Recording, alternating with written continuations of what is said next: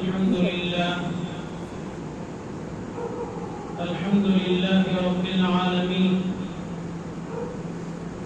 والصلاة والسلام على سيد الأولين والآخرين وعلى آله الطيبين الطاهرين وأصحابه الأكرمين الأجمعين وعلى من والاهم وتبعهم وأحبهم بإحسان إلى يوم الدين.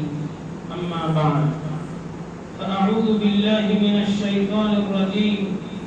بسم الله الرحمن الرحيم. وإذ يمكر بك الذين كفروا ليثبتوك أو يقتلوك أو يخرجوك فيمكرون ويمكر الله والله خير الماكرين. صدق الله العظيم. وقال تعالى في شأن حبيبه تعظيما وتكريما: إن الله وملائكته يصلون على النبي يا أيها الذين آمنوا صلوا عليه وسلموا تسليما. اللهم صل على سيدنا ونبينا محمد وعلى آل سيدنا ونبينا محمد وبارك وسلم. ذرے اس خاک کے تابندہ ستارے ہوں گے، ذرے اس خاک کے تابندہ ستارے ہوں گے. حضور آپ جس جگہ نالین اتارے ہوں گے، حضور آپ جس جگہ نالین اتارے ہوں گے. بزرگان محترم، برادران عزیز، آج کی جو ہماری محفل ہے وہ 9ویں محفل ہے، اور آج کا ہمارا مضمون ہے ہجرت مصطفیٰ صلی اللہ علیہ وسلم.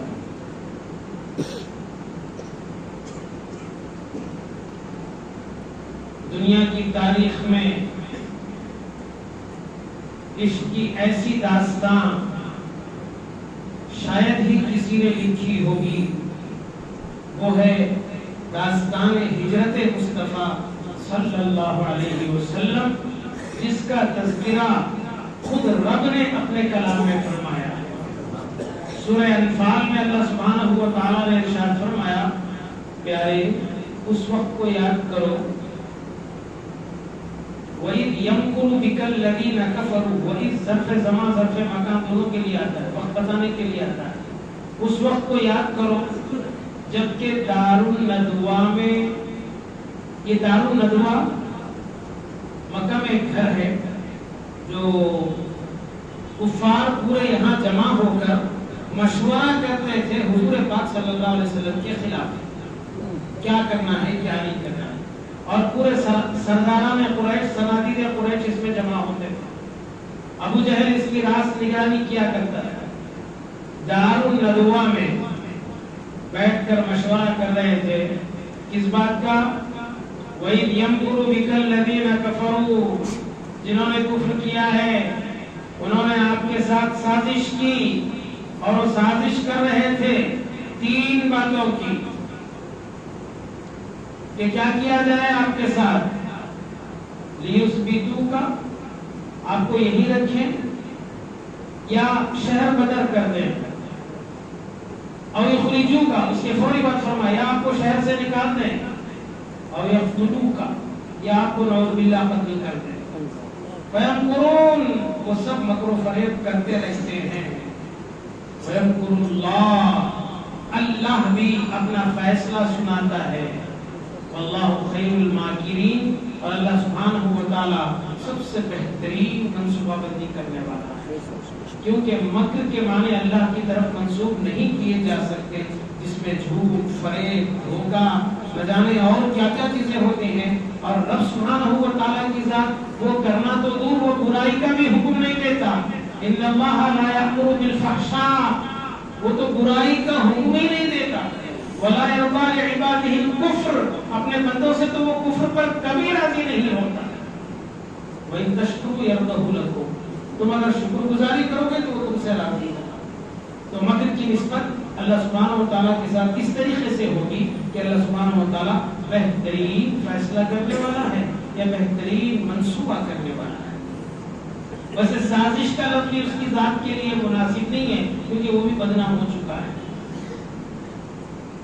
تو حضرت محترم، یہ ہجرت کا مبارک تذکرہ ہم کر رہے ہیں.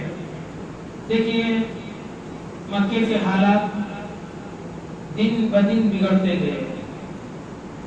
جو آغاز میں تکالیف دیتے تھے اس میں دگنا سے گنا اضافہ ہو گیا. صحابہ کرام اولاً 2 مرتبہ ہجرت کر چکے تھے ملک حبشہ کی طرف. کچھ یہاں گئے ہوئے تھے لیکن وہاں بھی ان کو جینے نہیں دیا گیا. اور جو مکہ میں رہتے تھے انتہائی پر خطر آئے دن ہر لمحہ نئی نئی نئی نئی مصیبتوں کا سامنا کرنا پڑ رہا تھا. کس کے لیے؟ حالانکہ کچھ دن پہلے یہ تو مکے کے سب عزیز تھے، سب ایک دوسرے کے گھروں میں دلوں میں گھر بنائے ہوئے تھے، سب ایک دوسرے کے ساتھ پیار محبت بانٹا کرتے تھے. لیکن ایک کلمہ توحید کیا کہہ دیا کہ پورا مکہ دشمن ہو گیا. ان کا جینا دوبھر ہو گیا. رسول پاک صلی اللہ علیہ وسلم کی خدمت میں حاضر ہوئے، آ کر عرض کرنے لگی، یا رسول اللہ، حالات سے تو آپ بخوبی واقف ہیں، اب ہمارے لیے کیا حکم دیتے ہیں؟ کیا ہم پھر 30ویں مرتبہ حبشہ کی طرف چلے جائیں یا آپ جو مشورہ دیں؟ تو حضور پاک صلی اللہ علیہ وسلم نے فرمایا کچھ دن اسی طرح صبر کر لو، شاید اللہ کا کوئی فیصلہ آ جائے. تو آپ اس طریقے سے صحابہ کرام کو تسلی کی. لیکن ان کی مصیبتوں میں کوئی کمی ہونے والی نہیں. اسی اثنا میں وہ لوگ دارالندوہ میں جمع ہو گئے. اللہ نے قرآن مجید میں فرمایا ابو جہل اس دارالندوہ کی محفل کی سرپرستی کرتا ہے. قیامت کے دن فَلْيَدْعُ نَادِيَهُ، تو اپنے پورے گروپ کو لے کر آجا. سَنَدْعُ الزَّبَانِيَّ، ہم دوزخ کے فرشتوں کو بلائیں گے تجھے لے جانے کے لیے. الفاظ بھی دیکھیں، فَلْيَدْعُ نَادِيَهُ سَنَدْعُ الزَّبَانِيَّ کَلَّا، حبیب ہرگز نہیں، لا تُطِعْهُ، اس کی نافرما برداری کبھی نہیں کرنا. وَاسْجُدْ وَاقْتَرِب، اللہ کے حضور سجدہ کیجئے اور مقام قرب حاصل کیجئے. اب یہاں مشورہ طے پایا، سب مل کر مشورہ کر رہے ہیں. کوئی کہا، ابھی ان کا مشورہ شروع ہوا ہی تھا، آدمی کا روپ دھار کر ابلیس ان کے دروازے پر پہنچ گیا، شیطان. سب لوگ پریشان ہو گئے. جتنے مکار جتنے فجار جمع ہونا تھا سب جمع تو ہو گئے تھے، مزید کسی اور کا انتظار نہیں تھا. نہ جانے یہ کون بزرگ آ گئے. پوچھا آپ کون ہیں؟ کہا میں نجد سے آیا ہوا ہوں، سنا ہے کہ آپ کے پاس کوئی خاص میٹنگ ہو رہی ہے تو میں بھی سننے اور کچھ مفید مشوروں کے لیے مشورے دینے کے لیے حاضر ہوا. سب نے اس کا ویلکم کیا، ارے آئیے آئیے آئیے، سب بیٹھے. چنانچہ اس کو بھی بٹھا دیا. گفتگو کا آغاز ہوا. کسی نے کہا بڑی بڑی باتیں، یہ کر دیں گے وہ کر دیں گے، نہیں جانتے سرپرستی کس کی ہے. ایک نے کہا انہیں شہر بدل کر دیں گے. جبریل یہ سب سن رہے ہیں، رب سن رہا ہے، پتا نہیں ان کو. کسی نے کہا شہر بدل کر دیں گے. تو ایک نے اس کی بات کو کاٹ کر کہا نہیں کر سکتے کیونکہ ان کے چاہنے والے اتنے زیادہ ہیں کہ تم سب کو قتل کرنے کے وہ درپے ہو جائیں گے، ان کو آزاد کر کے چھڑا کر لے جائیں. کسی نے کہا دست و پاؤں میں زنجیر ڈال دیں گے، بڑی بڑی بیڑیاں ڈال کر ایک کمرے میں بند کر دیں گے. عام شعراء کی جیسے موت ہوتی ہے تڑپ کر ان کی بھی موت ہو جائے. تو پھر ایک نے اس کو کاٹا کیونکہ مشورے کے لیے بیٹھے تھے. کہا یہ بھی نہیں ہو سکتا کیونکہ جس دن ان کو خبر ہوگی ان کے چاہنے والوں کو کہ ہمارے حضور محبوب دو عالم صلی اللہ علیہ وسلم قید و بند کی صحبتیں برداشت کر رہے اسی وقت آ جائیں گے. اور تم کو نہیں معلوم، میں نے ابھی ابھی سنا ہے اوس اور خزرج یہ مدینے کے دو قبیلے ہیں اور انتہائی جنگجو قبیلے ہیں. صرف ان کے نام سے لوگ ڈرتے تھے. میں نے سنا ہے کہ ان میں کے 12 آدمی مسلمان ہو چکے ہیں. نہیں جانتے تم ان کو؟ ان کی طاقت کا تمہیں اندازہ ہے؟ یہ کہہ کر اس کی بات کو بھی کہا. بولنے والے کم رہتے، سننے والے زیادہ آ جاتے محفلوں میں مشورے میں. تو سب کی بات ہو گئی. ابو جہل سے پوچھا تو کیا کہتا ہے؟ تو اس نے کہا میں کہتا ہوں ہمارے سارے قبیلے بنو ادیل، بنی عدی، بنی تمیم، قریش، زحل، یہ جتنے ہمارے قبیلے ہیں ان میں سے ایک ایک آدمی جو انتہائی طاقتور اور بہادر ہے اس کے ہاتھ میں تلواریں دے، صبح صبح محمد عربی صلی اللہ علیہ وسلم کے گھر پر جائیں اور ان کو نعوذ باللہ قتل کریں. تو شیطان بھی آگے بڑھا. اس نے کہا یہ تمہاری رائے بہت اچھی ہے، اس رائے کی میں تائید کرتا ہوں، میرا بھی یہی خیال ہے. اور اس کے بعد سب کے سب جمع ہو گئے. ابھی یہ سازش پر عمل ہونا ہی تھا. اللہ نے آیت نازل کر دی. رات میں کیا کیا طے ہوا تھا سب صبح جبریل کے ذریعے بتا دیے گئے. وَإِذْ يَمْكُرُ بِكَ الَّذِينَ كَفَرُوا لِيُثْبِتُوكَ أَوْ يَقْتُلُوكَ أَوْ يُخْرِجُوكَ. حبیب تیرے خلاف 3 باتیں طے ہوئی ہیں. یا تو تجھے مکے سے نکال دیں، یا تو تجھے اسی جگہ پر رکھ کر اذیتیں تکلیف میں ڈالیں، یا تجھے قتل کر دیں. اس قسم کی مکر و فریبیاں وہ کرتے ہیں. اللہ خیر الماکرین، اللہ بہترین فیصلہ کرنے والا ہے. جبریل آ کر سنا دیے اور اس کے ساتھ ساتھ ہجرت کے احکام بھی جاری کر دیے. ابھی یہ حکم حضور کے لیے نہیں تھا، عام مومنین کے لیے تھا.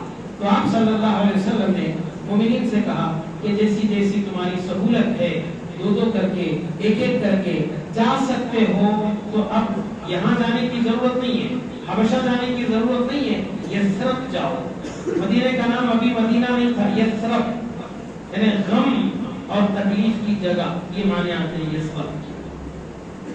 بطحا کے معنی سنگلاخ زمین، پتھریلی زمین، ایسے نام ہوا کرتے تھے. یثرب چلے جائیں. تو اس میں سے جو جاتا اس راستے پر، مدینہ جانے کے راستے پر انہوں نے چوکیاں بٹھا دی تھی، کوئی نہ جائے. تو ایک صحابی ہیں، کیا کہنے صاحب ان کی قربانی، جو انہوں نے قربانی 1450 برس پہلے دی، زمانے اور اہل زمانہ کے دلوں پر آج بھی بنقش ہے. یہ ہوا کہ حضرت ابو سلمہ ان کا نام ہے اور ان کی بیوی ام سلمہ، ان کا ایک بچہ تھا شیر خوار، دودھ پیتا بچہ. انہوں نے سواری پر 3 سوار ہوئے، نکلے لوگوں سے چھپ چھپا کر، اپنے آپ کو بچا کر وطن چھوڑ رہے ہیں. مال، دولت، عزیز، اقارب. ہجرت معمولی چیز نہیں ہے. خالی 2-4 دن ایک مقام سے دوسرے مقام کے لیے جا کر آؤ، حالت کیا ہوگی دیکھو. یہ تو ہجرت ہے، چھوڑ کر جانا ہے صرف ایک چیز کے حاصل کرنے کے لیے، اللہ کی رضا، رسول کی رضا. یہ جا رہے تھے. ام سلمہ کے قبیلے والوں کو معلوم ہوا، وہ آگے کہا ابو سلمہ جانا ہے تم اکیلے جاؤ، بچی ہماری ہے، ہم جانے نہیں دیں گے. حالانکہ شادی کے بعد تو شوہر کی طرف منسوب ہوتی ہے، لیکن ان کی ضد اور ہٹ دھرمی اور دشمنی، ایذا رسانی اس طرح عروج پر پہنچی ہوئی تھی کہ انہوں نے ام سلمہ کو کھینچ لیا اور کہا کہ جانا ہے. اسی اثنا میں ابو سلمہ کے لوگ بھی آ گئے، کیونکہ وہ بھی دشمن تھے ابو سلمہ کے، صرف اسلام کے خاطر. کہا ابو سلمہ جانا ہے تو اکیلا جا، بچہ ہمارا ہے، بچہ ہمارے حوالے ہے. بچے کو ابو سلمہ کے لوگوں نے لے لیا، بیوی کو ام سلمہ کے لوگوں نے لے لیا. روتے تڑپتے حضرت ابو سلمہ تنہا ہجرت کر کے مقام قبا اور مدینہ پہنچتے ہیں رسول پاک صلی اللہ علیہ وسلم کے حکم پر۔ یہی وہ ابو سلمہ ہیں جب بعد میں 2-4 مہینے کے بعد لوگوں کو ان کی حالت پر ترس، اچھا یہ کیا کرتی تھی ام سلمہ جو ان کی زوجہ ہیں، روزانہ علی صبح مدینے کو جو راستہ جاتا تھا وہاں جا کر بیٹھتی تھی، لوگ آتے تھے جاتے تھے دیکھتے تھے اور گڑگڑاتی تھی اور آنسو بہاتی تھی، میرا کیا قصور ہے کہ مجھے جانے نہیں دیتے، مجھے شوہر سے میرے بچے سے کیوں تم نے روک رکھا ہے اپنے قبیلے پر۔ خود لان تان کرتی۔ ایک مرتبہ ایک دلیر آدمی کو ہمت آئی، اس کی غیرت کانپ اٹھی، اس نے کہا کس نے تمہیں روکا ہے؟ کہا کہ فلاں میرے قبیلے والوں نے۔ وہ قبیلے والوں کے پاس گئے، جا کر ان کو سمجھایا بجھایا، اس کے بعد پھر ابو سلمہ کے قبیلے والوں کے پاس گئے، جا کر ان کو بھی سمجھایا بجھایا، بچے کو ماں کے حوالے کیا اور ماں کو بحفاظت تمام مدینے کے راستے کو بھیج دیا۔ دیکھیے کیسی مصیبتیں ہیں، ہم کر سکتے ہیں یہ ہجرت؟ اسی لیے میں بارہا کہتا ہوں ایمان ہمیں بہت مفت میں ملا ہے، اور فارسی کا ایک محاورہ ہے، ہرچہ مفت آیت قدر نہ دارت، جو چیز مفت میں آتی ہے اس کی کوئی قدر نہیں ہوتی۔ ہمارے پاس ایمان کی، اسلامی احکام کی کیا قدریں ہیں؟ کیوں؟ ہمیں اس کو حاصل کرنے کے لیے کچھ کھونا نہیں پڑا، کچھ کھونا نہیں پڑا۔ باپ دادا پردادا مسلمان بستی میں پیدا ہوئے، امام صاحب نے آ کر یا مؤذن صاحب نے آ کر کان میں اذان اور اقامت کہی، مسلمانیت کا نام رکھ دیا، بس ہم نام کے مسلمان ہو گئے۔ تڑپ کر کہا رہ گئی رسم اذان روح بلالی نہ رہی، رہ گئی رسم اذان روح بلالی نہ رہی۔ اذان ایک روایتی انداز میں رہ گئی، وہ تڑپنا پھڑکنا جو حضرت بلال کا تھا وہ نہیں رہا، رہ گئی رسم اذان روح بلالی نہ رہی، فلسفہ رہ گیا تلقین غزالی نہ رہی۔ کیا قدر ہے ہمارے پاس ایمان کی؟ اسی لیے نہ ایمان کی قدر، نہ اسلام کی قدر، نہ واز کی قدر، نہ بیان کی، حد یہ ہے کہ قرآن کی بھی کوئی قدر نہیں ہمارے پاس۔ ان سے پوچھو ایک کلمے کے لیے پورے مکہ سے دشمنی، چلو پھر بھی پورے مکہ کی دشمنی برداشت کی جا سکتی ہے، سوشلی بائیکاٹ، ان سے کوئی چیز خریدنا نہیں، ان سے کوئی چیز بیچنا نہیں، یہ اگر کوئی چیز خریدنے آئے تو ان کو دینا نہیں، بیوی جدا بچہ جدا، سب کا تقریباً یہی حال تھا۔ یہ ایک منظر عام پر آ گئے۔ جب بیوی وہاں پہنچ گئی، حضور کی کسی مجلس میں ابو سلمہ رضی اللہ عنہ نے ایک بات سنی۔ مسلمانوں سنو صحابہ کا کردار کیا تھا۔ ایک بات سنی کہ آیت آئی تھی انا للہ و انا الیہ راجعون، یہ آیت کو ہم صرف انتقال کے وقت پڑھتے ہیں، وہ بھی آدھی پوری نہیں آتی، انا للہ و انا، پوری آیت میں نہیں۔ اس آیت کی تفسیر رسالت پاک صلی اللہ علیہ وسلم کی زبان سے انہوں نے سنی تھی۔ یہ آیت صرف انتقال کے وقت پڑھنے کی نہیں، ہر اس وقت پڑھ سکتے ہیں جب آپ کو تکلیف ہو، کیونکہ اس میں یہی دلاسا دیا گیا ہے انا للہ، ہم سب اللہ کے لیے ہیں۔ کوئی تکلیف آتی ہے تو آنے دیجیے، کیونکہ ہم تکلیف کے لیے نہیں ہیں، نہ وہ تکلیف ہمارے لیے ہے، ہم تو بنے ہیں خدا کے لیے۔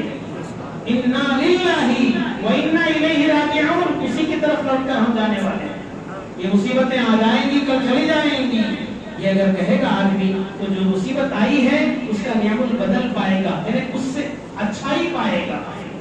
مثال کے طور پہ کوئی چیز آپ کی گم ہو گئی، چور پہ گالی گلوچ مت کرو، اس کو برا بھلا مت کہو، جیسے ہی گمی انا للہ و انا الیہ راجعون، چند ہی دنوں کے اندر اس سے بہتر چیز تمہیں مل جائے گی۔ اور گمنے کا جو خوف دل پر طاری ہوگا، خدشہ اور پریشانی کے جو آثار ہیں وہ دل پر پرنٹ نہیں ہوں گے، فوراً انا للہ و انا الیہ راجعون کو اس سے بہتر چیز اللہ کو عطا کرے گا۔ یہ آیت کی تفسیر حضرت ابو سلمہ رضی اللہ عنہ نے سنا، مسجد میں سنا، بارگاہ رسالت میں آپ نے سنا، سن کر رات میں اپنی بیوی سے کہنے لگے ام سلمہ معلوم ہے آج میں نے حضور سے کیا سنا ہے؟ کہا کیا سنا ہے؟ کہا ہیں تمہاری کوئی چیز گم ہو جائے تو فوراً انا للہ و انا الیہ راجعون پڑھ لیا کرو، اللہ اس سے بہتر چیز دے گا۔ دل میں بن گئی بات، باندھ لی دل کی گرہ میں۔ ہم شیئر کرتے ہیں اپنی بیویوں سے ایسی دینی باتیں، ہمارے پاس تو موبائل پر وقت گزارنے کے لیے وقت نہیں ہے۔ اس موبائل نے تو ہمارا بیڑا غرق کر دیا، نہ اچھی کوئی بات ان سے کر رہے ہیں، موبائل پر لگے ہیں، ہاں ہاں ہاں ہو گیا ہے، ہو گیا، اسی میں ہماری صبح ہو رہی ہے، شام ہو رہی ہے۔ حضرت ابو سلمہ نے بیوی سے کہا جب تمہاری چیز کھو جائے، میں خواتین سے کہتا ہوں ان کی چھوٹی موٹی سونے کی چاندی کی چیزیں بہت زیادہ کھوتی رہتی ہیں، یہ فوراً اپنے لیے وظیفہ بنا لیں، بجائے اس کے کہ کسی ملا یا کسی عامل کے پاس جائیں، یہ پڑھ لیں، اس سے بہتر چیز اللہ تم کو عطا کرے گا۔ لیکن سچے دل کے ساتھ کہ اللہ کی ذات اس بات پر قادر ہے، کیونکہ اس میں لفظ آیا ہے رجوع۔ رجوع کہتے ہیں پہلی حالت کی طرف آنا، ہوتا نا میں نے رجوع کر لیا، مطلب میں پہلی حالت کی طرف راجعون اس میں آیا ہے، تو اس کی برکت سے وہ چیز بلکہ اس سے اچھی چیز ملے گی۔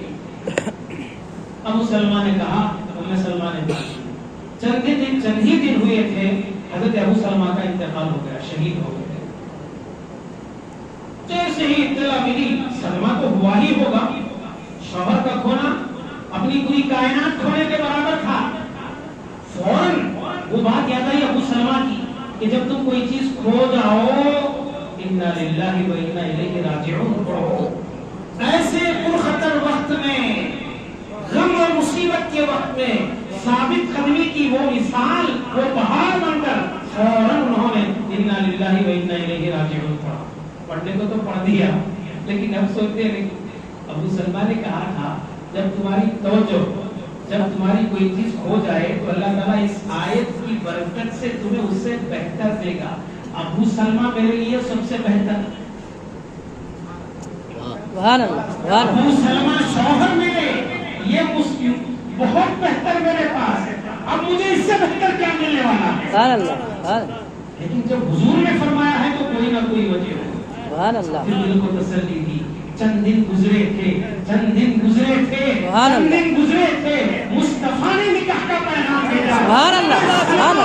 ام سلمہ اب تک ابو سلمہ کی بیوی تھی، اب امہات المومنین میں انا للہ و انا الیہ راجعون۔ ابو سلمہ سے لاکھوں کروڑوں درجے بہتر شوہر اللہ تبارک و تعالیٰ نے ان کو عطا کیا۔ ہے اس آیت پر ایمان ہمارا؟ قرآن مجید کی ایک ایک آیت ہماری ملت، ہمارے نوجوانوں، ہمارے سب ماحول اور معاشرے کے لیے یہ بیضا اس سے بھی زیادہ اجالا رکھتی ہے، لیکن ہم کہاں سنتے ہیں؟ ایک موقع آیا ہے 12 دن 11 دن بیٹھ کر جوش نعرے کے ساتھ 12ویں دن ایک بہت بڑا جلوس نکال کر ساری ایمانی حرارت کو ختم کر دیں گے، پھر دیکھیں گے آئندہ سال انشاءاللہ جب کیا ہوگا۔ نہیں، کیا ہم 11-12 دن کے مسلمان ہیں؟ یہ کلمہ جس نبی کی زبان سے سن کر ہم نے پڑھا ہے، جس دن یہ زبان بند ہوگی اس دن تک ہم مسلمان ہیں۔ ہم 11 دن کے 12 دن کے نہیں، ہم تو رات کے اندھیرے میں بھی مسلمان، دن کے اجالوں میں بھی مسلمان، بازار میں بھی مسلمان، میدان جنگ میں بھی مسلمان، گھر میں بھی مسلمان اور باہر بھی مسلمان۔ وہ ہم میں مسلمانیت آنا چاہیے، یہ نہیں ہے ہم میں خدارا سوچئے نہیں معلوم یہ آخر کب تک ہو جائے گی، اس کا کوئی وقت نہیں ہے۔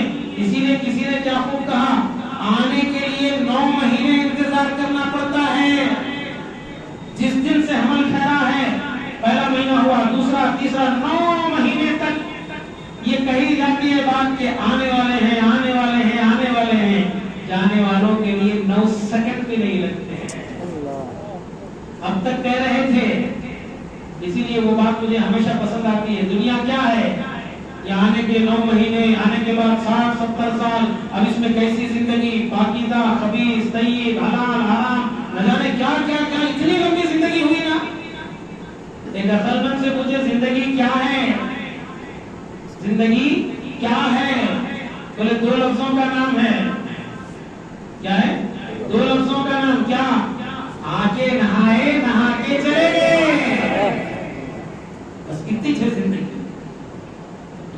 ہوا اس آیت کی تفسیر انہوں نے دل کی گرہ میں باندھ رکھا تھا، اس سے بہتر امہات المؤمنین کا لقب ام سلمہ رضی اللہ عنہا کو حاصل ہوا۔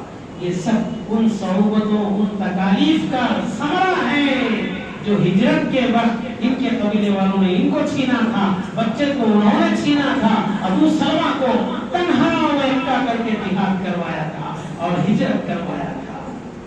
اور اللہ کی ذات کسی کے عمل کا بدلہ پہلے 10 کرتی ہے، اس کے بعد 100 کرتی ہے، اس کے بعد 700 کرتی ہے، 7000 کرتی ہے، 7 لاکھ، واللہ آخر میں بے انتہا فضل کرتے ہوئے فرمایا واللہ یضاعف لمن یشاء، جس کو چاہتا ہے بے انتہا کر دیتا ہے، اس کی کوئی حد ہے نہ اس کا کوئی حصر ہے۔ اس قسم کی جہاد ہجرت ہوئی۔ اسی اسنا میں حضرت عمر رضی اللہ عنہ نے بھی جہاد کا ارادہ کیا، ہجرت کا ارادہ کر لیا، لیکن عام لوگوں کی طرح چوری چھپی نہیں، رات کے اندھیرے میں نہیں، کسی کو بولے بغیر نہیں، آپ نے ہجرت کا ارادہ کیا، حرم شریف میں آئے، مکہ کے پاس آئے، طواف کیا، مقام ابراہیم کے پاس 2 رکعت نماز پڑھی، اس کے بعد سرداروں کو خطاب کرتے ہوئے کہا اے قوم کے سرداروں، اے مکہ کے سرداروں، قریشیوں، سنو، میں ہجرت کر کے مدینہ جا رہا ہوں، ہمت ہے اگر کسی میں تو مجھے روک کر بتائیں، کون چاہتا ہے اپنی بیوی کو بیوہ کرے، کون چاہتا ہے اپنی ماں کے گود کو اجاڑے، اگر کسی میں ہمت ہے تو مجھے روک کر دکھائے۔ یہ اعلان کر کے حضرت عمر ہجرت کے لیے نکلے۔ ایسے ہی صحابہ کرام نکل رہے۔ یہاں حضرت ابو بکر رات دن دعاؤں میں ہے، الہی سب تو مدینہ جا رہے ہیں، میں بھی جاؤں گا لیکن میں تنہا نہیں، مصطفیٰ کے ساتھ جاؤں گا۔ ان کی دعا ہے۔ اور وہ لوگ اپنے اپنے ہجرتوں کا سفر کر رہے ہیں، اپنے اپنے حالات اور اپنے اپنے کیفیات کے اعتبار سے، اور یہاں ان کی کیفیت بالکل جدا کر رہا ہے۔ یہ رب سے دعائیں مانگ رہے ہیں کہ میرا سفر ہو تو حضور کے ساتھ۔ حضور پاک صلی اللہ علیہ وسلم نے حضرت ابو بکر صدیق رضی اللہ عنہ سے تقریباً باختلاف روایات 4 ماہ قبل فرمایا تھا ابو بکر تیار رہنا، ہجرت کا حکم کبھی بھی آ سکتا ہے۔ 4 مہینے پہلے عام مسلمانوں کو تو اجازت دے دی، اپنے اپنے حساب سے جا رہے تھے، لوگ جا رہے تھے، وہاں جا کر رہنے لگے تھے۔ یہاں ابو بکر صدیق رضی اللہ عنہ سے فرمایا تھا کبھی بھی حکم آ سکتا ہے۔ اب دیکھیے صاحب، ابو بکر صدیق رضی اللہ عنہ نے ہجرت کی پوری تیاری کری، 800 درہم میں 2 اونٹ خرید لی، ایک حضور کے لیے، ایک اپنے لیے، اور ایک یہودی کو مدینے کا خفیہ راستہ دکھانے کے لیے اس کو بھی اجرت پر لے لیا، مزدوری پر لے لیا کہ جس دن کہوں آ جانا اور ہم کو پیچھے کے راستے سے، پہاڑی راستے سے یثرب پہنچا دینا۔ یہ بھی تیار، اور ہر دن ہو کے رات اسی فکر میں رہتے کہ کہیں مصطفیٰ نبی رحمت صلی اللہ علیہ وسلم آئیں اور ان کو یہ بولنے کی بھی ضرورت پیش نہ آئے کہ ابو بکر ہجرت کا حکم آیا۔ اتنا تیار۔ اچانک حکم الہی ہوا، ادھر مکر و فریب کی تیاریاں ہوئی دار الندوہ میں، ادھر جبریل آئے، حکم دیے کہ اب ہجرت کریں۔ تو حضور پاک صلی اللہ علیہ وسلم کی بھی محبت دیکھیے ابو بکر صدیق سے کیسی ہو۔ جبریل سے پوچھتے ہیں میں اکیلا سفر کروں یا میرے ساتھ کوئی ہوگا؟ تو ابو بکر، حضرت جبریل نے کہا آپ اکیلے نہیں کریں گے، آپ کے ساتھ ابو بکر صدیق ہوں گے۔ اب حضور پاک صلی اللہ علیہ وسلم نے ظاہری اسباب تو پورے کر چکے تھے، ابو بکر کو بہت پہلے کہہ دیا تھا، یہ سب احکام ہو چکے تھے۔ حضور پاک صلی اللہ علیہ وسلم پہنچے، صبح کے وقت یا دوپہر کے وقت پہنچے، اتنا پہنچنا ہی تھا، ابو بکر پوری بات کو سمجھ گئے، فرمایا رسول اللہ میں حاضر ہوں، میں تیار ہوں۔ کہا کہ آپ اتنا جلد کیسے تیار ہو گئے ہیں؟ انہوں نے کہا حضور داخل ہو گئی، یہ تو جلدی کہاں ہے، آپ نے 4 مہینے پہلے کہا تھا۔ اس دن سے ابو بکر انتظار میں ہیں کہ کب آئیں گے اور کہیں گے کہ حکم ہو چکا۔ اب دیکھیے صاحب، حضرت ابو بکر صدیق رضی اللہ عنہ حالات کو سمجھتے ہوئے کہا کہ یا رسول اللہ ہم سیدھے مدینہ نہیں جا سکتے کیونکہ یہاں کے حالات بہت پرخطر ہیں، اسی لیے ہمیں غار میں چلتے ہیں، وہاں 1-2 دن غار میں پناہ لیں گے، اس کے بعد حالات کیا سے کیا ہوتے ہیں اس کا اندازہ کریں گے۔ یہ دیکھو، یہ ایمان ہے، یہ اسلام ہے، یہ سیرت مصطفیٰ ہے۔ حالات خراب ہیں، آپ اپنی پہلوانی اور بہادری، مجھے کون دیکھتا، مجھے کون پکڑتا، یہ جہالت ہے۔ یا نبی سے بڑھ کر کوئی حفاظت کا ذریعہ ہو سکتا ہے؟ ارے اللہ جس کا محافظ، جبریل جس کے رہنما۔ اب بتائیے حضور پاک صلی اللہ علیہ وسلم پورا مادی طور پر جب دنیا میں ہے تو دنیا کے طریقوں کو پورا اپنایا، چنانچہ غار میں چلے گئے۔ اچھا، غار میں جانے کا طریقہ بھی، حضرت راستہ بھی حضرت ابوبکر صدیق نے دوسرا اختیار کیا ہوا تھا، اور حضور پاک صلی اللہ علیہ وسلم سے کہا تھا یا رسول اللہ قدموں کے بل چلیں گے، قدموں کے بل چلیں گے تو لوگ ہمیں آسانی سے تلاش کر لیں گے، کیونکہ اس زمانے میں نشانات قدم سے بھی لوگ شخصیت کا پتہ لگاتے تھے کہ یہاں سے کون گزرا ہے، اتنے ماہرین تھے۔ تو لہذا ہم ایسا کرتے ہیں، پنجوں کے بل چلتے ہیں۔ اللہ اکبر، ہجرت کا مزہ ہم کو معلوم ہی نہیں ہے، کیونکہ ہم نے یہ لقمہ کھایا ہی نہیں۔ پنجوں کے وجوں کے اب کثرت سے چلنے کی وجہ سے نبی پاک صلی اللہ علیہ وسلم کے پائے مبارک سوج گئے اور اس سے خون بھی جاتی۔ طبعی نازک بدن، کہاں یہ مصیبتیں، یہ تکالیف کس کے لیے؟ ہمارے لیے۔ اب یہاں سے گئے، اب غار، چلو کوئی ایسا نہیں ہے کہ بس منزل تک پہنچے اور غار آ گیا اندر چلے گئے، نہیں، اب پہاڑ چڑھنا ہے۔ جو لوگ مکہ مدینہ جا کر آئے ہیں ان کو معلوم ہے غار ہرا، غار ثور کتنی بلندی پر ہے۔ اب تو خیر وہ اتنی بلندی پر نظر آ رہا، راستہ اس کا پہلے تو اور پرخطر تھا، اب تو کسی طریقے سے انہوں نے درست کرنے کی کوششیں کی ہے، لیکن اس زمانے کے راستے کو یاد کریں۔ حالانکہ ابوبکر صدیق رضی اللہ عنہ کوئی پہلوان یا طاقتور آدمی بھی تو نہیں تھے، چھریرے بدن کے ضرور تھے، لیکن انہوں نے دیکھا کہ رحمت کونین کی یہ حالت ہوئی ہے تو آپ نے آپ کو کمر پر بٹھا لیا اور پورا پہاڑ چڑھ گئے۔ جذبہ ایمانی، یہ ہمارے جو جوشیلے نعرے ہیں یہ کچھ کام کے نہیں ہیں، میدان عمل میں ثابت قدم رہنے کے نعرے لگاؤ،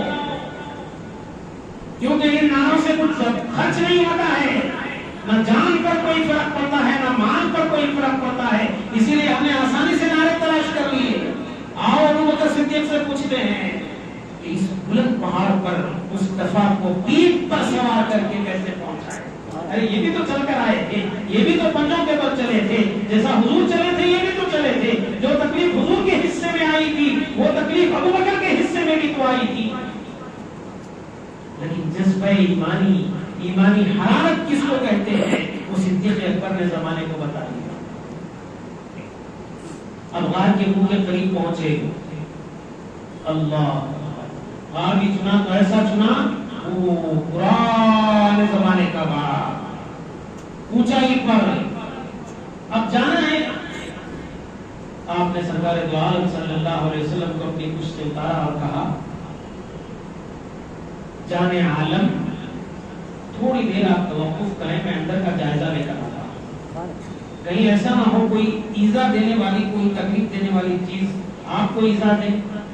یہاں سوچنے کی بات ہے، ابوبکر پہلے جا رہے ہیں تو کیا اس تکلیف سے بچ سکتے ہیں جو حضور کو جانے نہیں دیا، اس وجہ سے کہ کہیں کوئی تکلیف کا چیز آپ کو تکلیف نہ پہنچائے؟ لیکن جا کون رہے ہیں؟ ابوبکر، ان کے ساتھ بھی یہ معاملہ ہو سکتا تھا، لیکن انہوں نے اپنی جان کو جوخم میں ڈالا، اپنی پرواہی نہیں کی ایمان کے خاطر۔ یہ اندر گئے، غار کا جائزہ لیا، کئی جگہ سوراخیں، کئی جگہ کسی قدر وہ رہنے کے قابل نہیں ہے کہ عام آدمی کے، یہ تو سید الانبیاء والمرسلین، بھلا اس میں کیسے رہتے ہیں؟ چنانچہ عزت کا نشان جس کو امامہ کہتے ہیں آج یہ ہمارے سروں سے اتر چکا ہے، اس کی اہمیت ہم نے کھو دی ہے، اس کے اقدار کو ہم نے پامال کر دیا ہے۔ پھر سلا یہ کہ بھائی امام صاحب امامہ باندھ کر نماز پڑھنا چاہیے، کس منہ سے کہتے ہو؟ کیا تمہارے لیے چھوٹ ہے؟ مصلیوں کے لیے، مقتدیوں کے لیے چھوٹ ہے؟ امامت وہ جو امامے کے ساتھ کی جاتی ہے 70 درجے افضل ہے۔ کس کی نماز؟ امام کی۔ تم نے تو بے امامے کے پڑھا ہے، وہ کوئی درجہ تم کو ملنے والا نہیں۔ جو بھی حکم آتا ہے، چاہے وہ داڑھی کا ہو یا کسی سنت کی تکمیل کا ہو یا امامے کا ہو یا کسی اور چیز کا ہو، فوراً ہماری نظریں امام اور مؤذن۔ آپ ہم بری ہو جائیں گے اس سے۔ داڑھی رکھنا امام صاحب کا کام ہے، ہمارا کام نہیں ہے۔ ہم تو دنیا دار ہیں، امامہ بننا وہ ہم کا مان سکتے، امام صاحب بننا کیوں؟ مسلمان نہیں ہے؟ سوچئے یہ بات کہنے سے پہلے نہیں کرتے ہیں، ایک الگ بات ہے، لیکن جسارت اچھی چیز نہیں ہے۔ تو امامہ نشان عزت تھی، کیا کہا؟ اس نشان عزت کو حضور کے قدموں پر نثار کر دیا اور پورے امامے کو پھاڑ کر آپ نے پورے غار کو بند کر دیا۔ پھر کچھ سوراخیں رہ گئی، جو چادر جس پر تھی اس کو بھی پھاڑ دیا۔ یہ چادر عزت بھی تھی جس سے جسم چھپایا جاتا تھا، اس کو بھی تار تار کر دیا اور پوری سوراخ، ایک سوراخ رہ گیا۔ اس کے بارے میں آیا ہے، ایک راہب انجیل پڑھتے بیٹھا تھا، حضرت عیسیٰ کا دور ہے۔ انجیل کا مطلب حضرت عیسیٰ علیہ السلام پر نازل شدہ آسمانی کتاب۔ کل آسمانی کتابیں 104، ان میں سے مشہور 4، لیکن مسلمانوں کی غفلت و لاپرواہی یہاں تک ہے کہ سوائے قرآن مجید کے کوئی کتاب نہیں معلوم، اور قرآن مجید بھی اس حیثیت سے معلوم کہ یہ مکان دکان کی افتتاح کے وقت پڑھی جانے والی کتاب ہے، یا کسی کی میت ہو جائے تو اس وقت پڑھی جانے والی کتاب ہے، یا کسی کی تقریب میں پڑھی جانے والی یہ کتاب ہے، اچھے یا برے کام کے وقت پڑھی جانے والی کتاب ہے، یا کوئی بیمار ہو جائے تو اس سے شفا حاصل کرنے والی کتاب ہے۔ اتنا ہی تعلق ہے قرآن کا، جبکہ قرآن کتاب حکمت ہے، رات کے اندھیرے میں بھی یہ رہنمائی کرتی ہے، دل کے اجالے میں بھی یہ رہنمائی کرتی ہے۔ 4 آسمانی کتابیں مشہور، توریت، زبور، انجیل، حضرت عیسیٰ علیہ السلام پر نازل شدہ کتاب۔ راہب پڑھ رہا تھا، ایک سانپ نے سن لیا، آخری نبی آئیں گے اس غار میں پناہ لیں گے، سبحان اللہ، وہ جا کر وہیں رہ گیا، سبحان اللہ۔ اب موقع تھا اس کے دیدار کا، جو اتنے سالوں سے اس غار میں انتظار میں ہے، لیکن وہاں ہے ابو بکر نے اپنی ایڑی لگا کر بیٹھے ہیں، اور مصطفیٰ رحمت کونین صلی اللہ علیہ وسلم زانوئے صدیق اکبر پر آرام فرما رہے ہیں۔ اب یہاں بھی ادب کا قرینہ دیکھیں، یہ بھی چل کر آئے ہیں، یہ بھی پنجوں کے بل چلے ہیں، یہ حضور بھی پنجوں کے بل چلے ہیں، یہ بھی تھکے ہیں، یہ بھی تھکے ہیں۔ صدیق اکبر نے تو حضور کو اٹھا کر غار تک پہنچایا، یہ اور تھکے ہیں۔ غار میں کہتے ہیں کہ یا رسول اللہ آپ تھکے ہیں، تھوڑی دیر آرام فرما لیں۔ آپ مجھے تو میں بھی بہت زیادہ تھکا ہوا ہوں، کہاں بخشنے والے ہیں ہم کسی کو؟ صدیق اکبر سے سیکھیں آداب زندگی، یا رسول اللہ آپ کچھ دیر آرام کریں، آپ تھک گئے۔ اب یہ جو سانپ ہے اندر، یہ ہر سوراخ کا جائزہ لیا، سب بند، ایک جگہ اس کو انسانی گوشت نظر آیا، وہ ہے صدیق اکبر۔ اس نے کہا یہی ایک راستہ ہے آہ باہر آنے کا۔ تو اب آپ دیکھیں، اس نے ڈنک مارا، کیا صدیق اکبر کا ایمان اتنا کمزور ہے کہ ایک ڈنک پر وہ رونا شروع کر دیں؟ امام راضی نے لکھا ہے کہ کئی ڈنک مارے،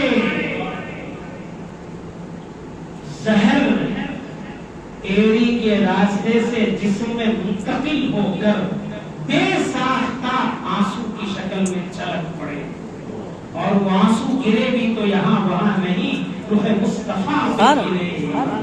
آنسوؤں کی گرمی کو محسوس کیا۔ رحمت کونین صلی اللہ علیہ وسلم نے فرمایا ما یبکی کا یا ابا بکر، ابو بکر کس چیز نے رلایا؟ یہاں بھی ادب کا دامن نہیں چھوڑا، حالانکہ سانپ کاٹ رہا ہے، کہتے یا رسول اللہ لدیخ تو مجھے سانپ نے کاٹ لیا ہے؟ نہیں، فدا کا ابی و امی یا رسول اللہ، میرے ماں باپ آپ پر قربان ہے، اللہ کے پہلا قرینہ ہے محبت کے قرینوں میں. وآخر دعوانا الحمدللہ.